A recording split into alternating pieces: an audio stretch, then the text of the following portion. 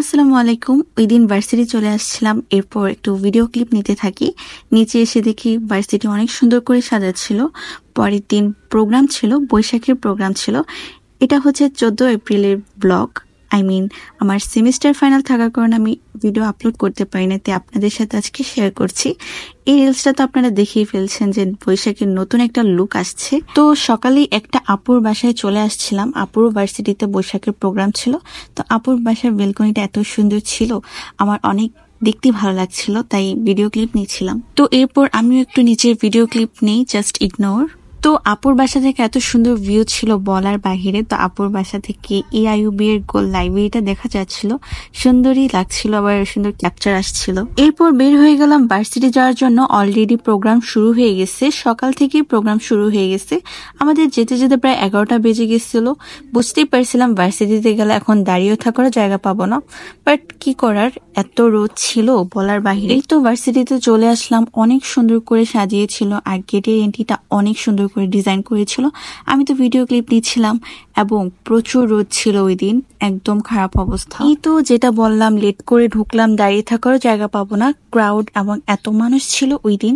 পুরাতন স্টুডেন্টরাও আসছিল, আর আমাদের ভার্সিটিতে অনেক বছর পর বৈশাখ প্রোগ্রাম হচ্ছে, তাই অনেক স্টুডেন্ট আসছিল আর অনেক ক্রাউড ছিল।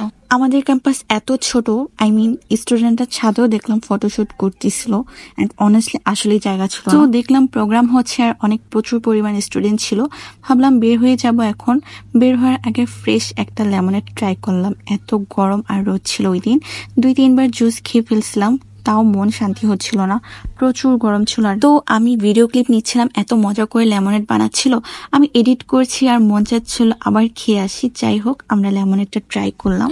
ভার্সিটি থেকে বের হয়ে চলে আসলাম সেন্টার পয়েন্টে, একদম খালি ছিল, বেশি মানুষও ছিল না। আই ডোন্ট নো এরকম সবসময় থাকে নাকি।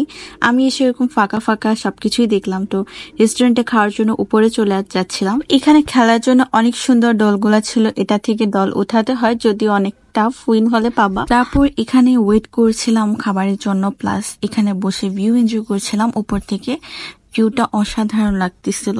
এরপর আমাদের খাবার চলে আসলো। আমার এখন প্লেটারের নামটা মনে আসছে না, যার কারণে এখানে মেনশন করতে পারছি না। পেরি পেরি চিকেন এরকম কিছু টাইপ একটা হবে। খাবারের লুকটা একবার জাস্ট দেখেন, জাস্ট ওয়াও। আর খাবারের সার্ভিংটা খুবই সুন্দর ছিল। এদিকে প্লেটারটা নিয়ে আমি একটু ভিডিও ক্লিপ নিচ্ছিলাম মজা করে, জাস্ট ফর ফান। আর এদিকে ফটোশুট করছিলাম আমি, আর ভাইয়া ভিডিও ক্লিপ নিচ্ছিল। এরপর এখান থেকে বের হয়ে যাই নিচের ফ্লোরে। তো মিনিসোতে গেলাম। এখানে তো আমার সবকিছুই পছন্দ হচ্ছিল, কারণ থিম ছিল হ্যারি পটারের সবকিছু। যারা দেখেছেন হ্যারি পটার অবশ্যই তারা চিনবেন, লেজেন্ডারি একটা মুভি। আর আমার তো হ্যারি পটারের সবকিছুই পছন্দ। সো দেখতে থাকেন কি কি এক্সপ্লোর করলাম।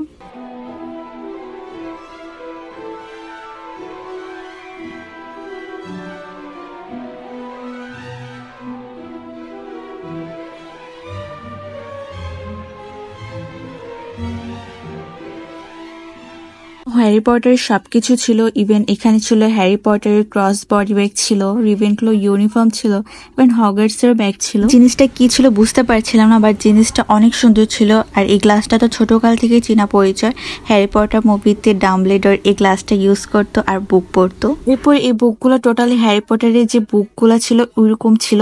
কিছুক্ষণের জন্য মনে হচ্ছিল হগার্টসে চলে গিয়েছিলাম। অলওয়েজ ভাবতাম মুভিতেই কেন, রিয়েল লাইফে হলেও ভালো হতো। সো কিছুক্ষণের জন্য ওই জগতেই চলে গেছিলাম। A few moments later. এরপর বাসায় এসে দেখে আম্মা একদম সবকিছু রেডি করে রেখেছিল, আমি এসে যাতে ভিডিওটা নিই।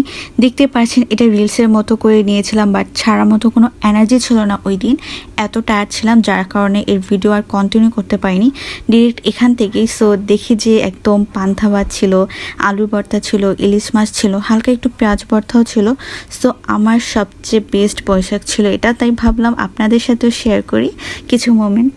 সো আজকে এই ব্লগটা এই পর্যন্ত। আল্লাহ হাফিজ।